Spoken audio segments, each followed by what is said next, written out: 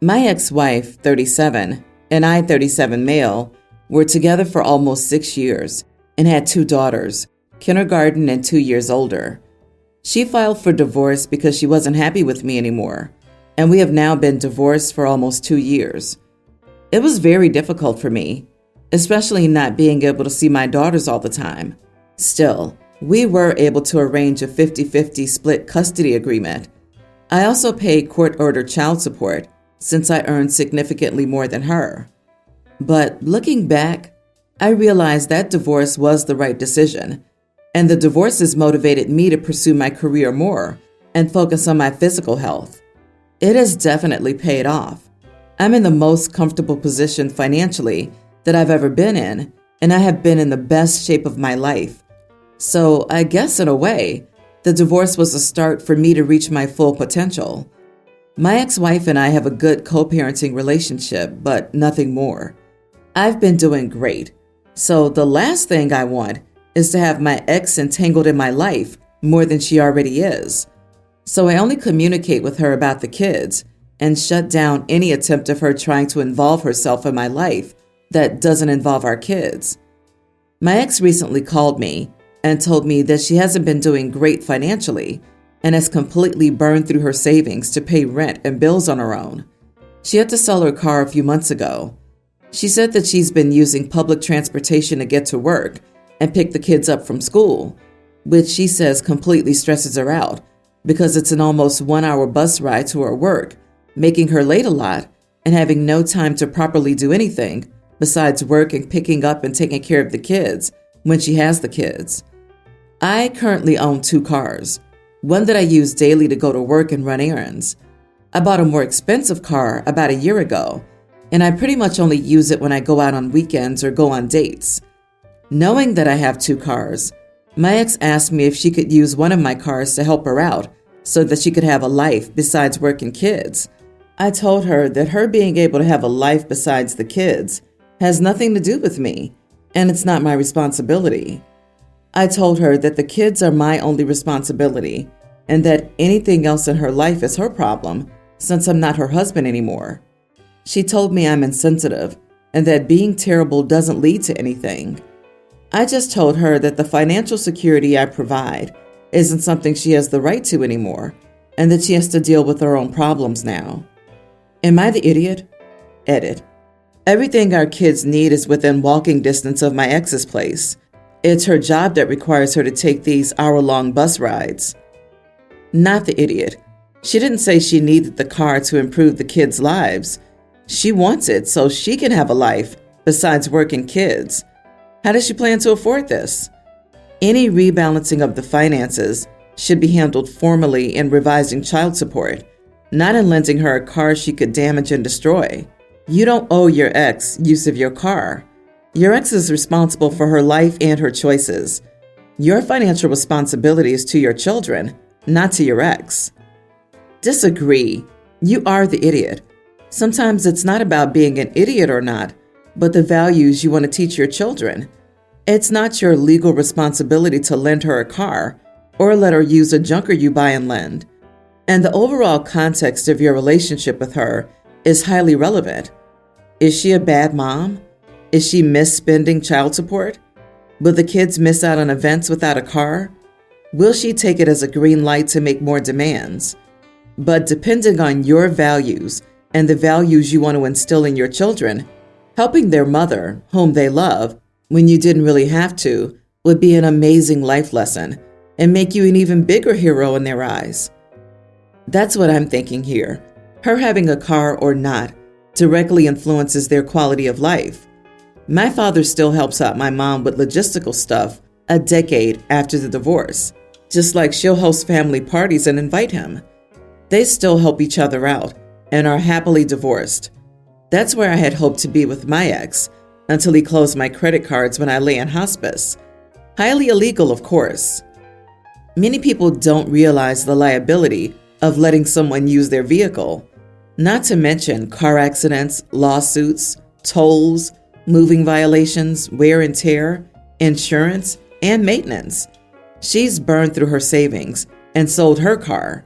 Something's going on here that he needs to get to the bottom of for his kid's sake, but buying her a car or lending his?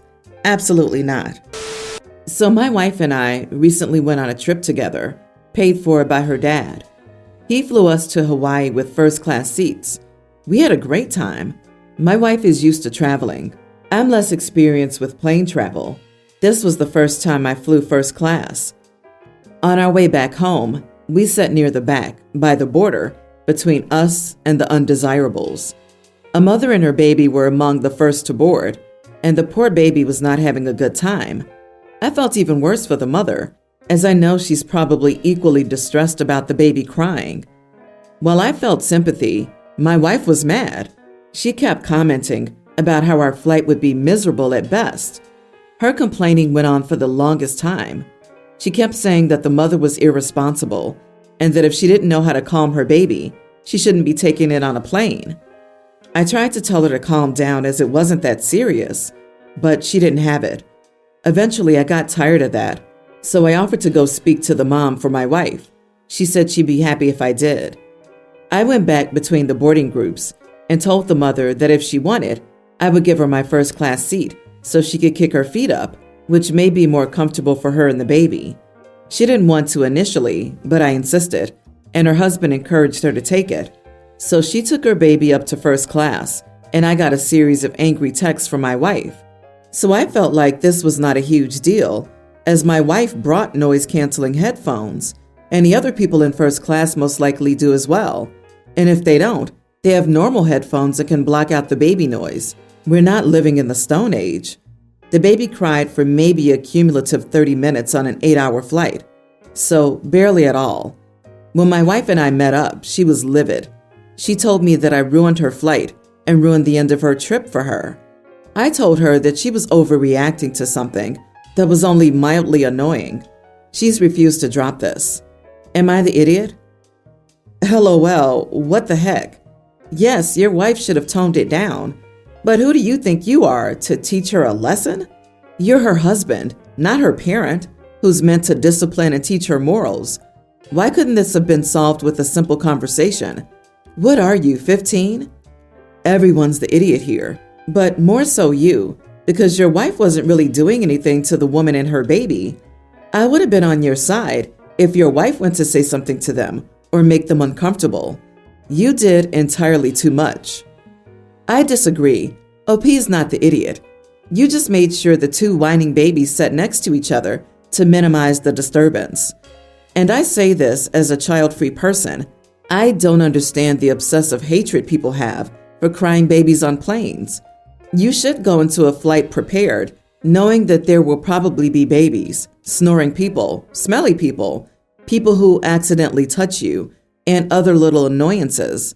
What's more annoying than a crying baby is the grown adult complaining nonstop about the crying baby, which is what it sounds like your wife was doing. You can't control other people, only how you respond to them. Why isn't a woman allowed to complain to a husband about a crying baby? Why does that make her the idiot? She didn't confront the woman, make loud comments so the woman could hear, and she didn't make a scene. She had a whinge moan to her spouse. You are the idiot. Instead, you decided to punish your wife. You were on a free trip, paid for by her father, and you decided you needed to be a petty idiot.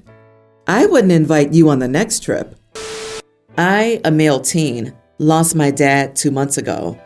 He had terminal cancer and passed away right when the doctors predicted. Surrounded by friends and family, but it still hurts. He raised me all on his own after my mom walked out of our lives. He was my rock, my best friend, and now he's gone. After he passed, I was taken in by my Aunt Shelby and my Uncle Alan. They have 2 daughters, my cousins Leah, teen, and Macy, tween. Ever since I moved in with them, they pretty much left me to my own devices. That is, until last Saturday evening. Then Alan came to talk to me and asked if I had anything nice to wear for tomorrow. I asked what he meant, and he told me that it was about time I started acting like part of their family and that I'd attend church with them the next day. In my head, I heard a record scratch. I'm not religious, and church makes me very uncomfortable. I've been before. I tried to talk my way around the issue, But eventually I just came out and said, I'd be happy to start spending more time with you guys, but I'm not religious, and I'm not comfortable going to church. Alan got quiet for a moment before awkwardly telling me that he'd have to talk to Shelby about it and leaving me in my room. The next morning came and went, and I slept right through them getting up and leaving for church. I was up by the time they came back, and Shelby told me how disappointed she was in me for not accepting them as my new family. I didn't know what to say, so I went to my room without saying anything. So apparently my cousins have this after-school church thing they do on Wednesdays, and this morning Leah asked Shelby if she could skip it because I got to skip church. Shelby said no, and they got into a big fight, and now everyone's mad at me for causing this whole thing. I don't want to be a burden or cause any trouble, and I'm grateful for them taking me in. Am I the idiot for not just sucking it up and going to church? Not the idiot at all. Religion isn't a bad thing, but neither is not believing in it. You, just like them, are entitled to your beliefs, and it doesn't make you any less of a family member not to partake. Stand your ground. You aren't doing anything wrong. I hope you're doing all right, friend. I don't like the "we're your new family" comments. They've always been your aunt and uncle. Just because they took you in doesn't mean they automatically become the new mom and dad. They cannot and should not be forcing their religion on you. Stand your ground. You're not causing the rift. They are. Ask them if religious freedom only applies to adults in your country. Honestly, they'd probably say yes with a straight face. OP, at your age, they kind of know that they can't force it on you, which is why he went quiet and they tried to guilt you instead of grounding you. Apparently, their other child doesn't want to go to church either, but didn't realize that was an option not to. Sometimes seeing someone else do it gives you the courage to stand up for yourself. You didn't do this intentionally. It's just a natural progression. Anyway, the parents are just going to alienate everyone if they keep pushing this issue. It isn't your fault. This same fight would have happened anyway after the kid moved out and the parents found out they stopped going to church. I, 34 female, have a young teen stepdaughter. I first met her when she was a couple of years younger. We got along very well from the moment that we met, and I love her just as much as I love my own daughter, toddler. Even though her school provides lunch, the food is terrible, so I pack her lunch every day. It also helps us bond, as she sometimes helps me cook for her lunch, and we like to make and try new foods. She spends 1 week with my husband, 41, and me, and 1 week with her mom, 40. And recently, she's been complaining that her mom forces her to eat the school's lunch. I tried talking to her mom, told her how much she hates the school lunch, and suggested she should do what we do. She suddenly got mad and started to angrily tell me that I have no idea how hard it is to be a single mom of 3 kids, and that unlike me, who's a gold digger who doesn't even work, she doesn't have extra time to spend on making lunch.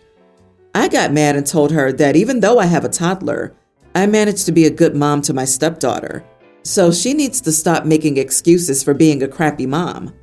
She called me an idiot and many other names and ended the call. Edit. I wasn't the affair partner. They had been divorced for a year when I met my husband. I never say anything bad about her to my stepdaughter. Her other 2 sons aren't my husband's. They're older and more independent. It's not my fault. She's decided to be a crappy mom and drive her child away. She can't even spend an hour a day or even an hour a week with my stepdaughter. Of course, my stepdaughter doesn't feel loved by her. Of course, she'd rather be somewhere where everyone loves her and spends time with her. Nobody's asking her to pack lunch every day, but is it so hard to do it once a month just to make her child happy? This poor woman that everyone is defending allows her kids to bully my child. Yes, my child, because I love her and she calls me mom. However, I don't think my bringing food for her will solve anything because all she wants to do is spend time with her mom as she does with me. This woman hardly ever spends any time with her. She even missed all of her basketball games, while she's never missed a single one of her son's games.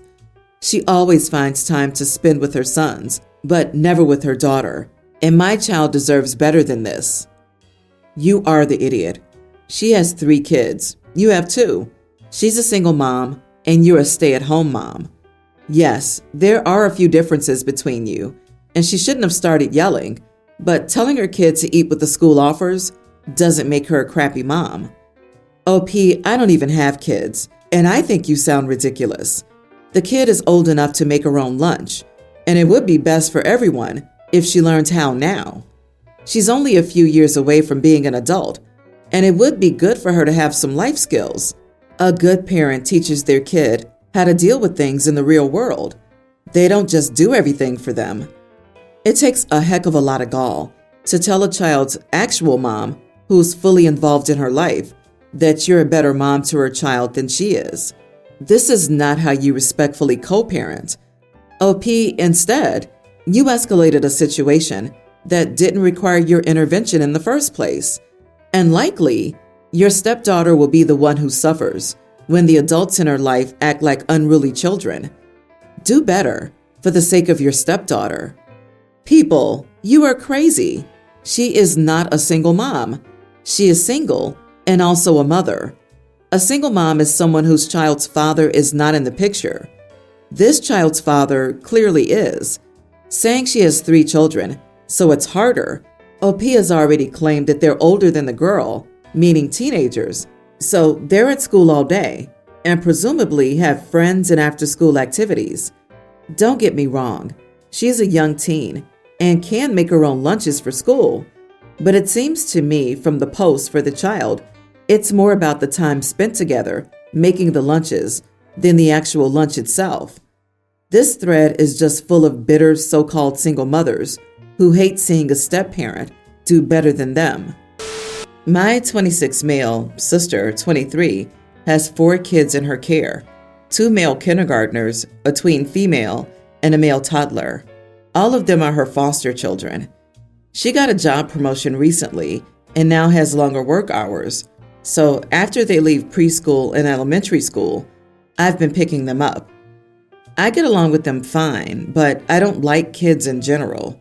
My family always asks me to look after the kids when they can't because I get to pick my own work hours. About a week ago, my sister wanted me to take her children to school because she had to work early, and I refused. I didn't have much of a reason to, but I wanted to relax and not have to be around them. She got very upset and started crying because I wouldn't do her job as a guardian. I told her that she chose to foster those kids and she knew what she was getting into. My parents are also upset about my choice to stop valeting her kids around and have called me selfish. She said she's paying me by letting me live in her house, but I help with rent, so it doesn't count. Am I the idiot? Wait, so you mentioned you live in her home. How much in rent are you paying? It obviously does count to her for some reason. Why? Do you pay for the gas, electric, cable, grocery, etc.? Or just chip in on a rent to her? And the bigger question is, why are you living with her? And for how long? Did she have any of those or previous foster kids before you moved in?